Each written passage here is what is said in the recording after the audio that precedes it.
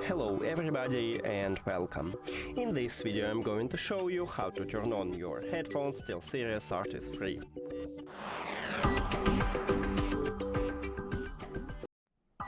And the first what we should do is locate a power button. The power button located at the bottom of your right ear cup, and it have Bluetooth icon.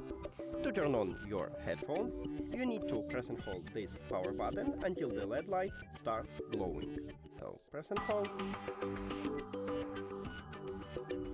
And we did it. Now it should reconnect to our phone, of course if you pair them, and we have connection. That's it. Thank you for watching this video. If you found it helpful, please consider subscribing to the channel and leave the like on the video. See you later.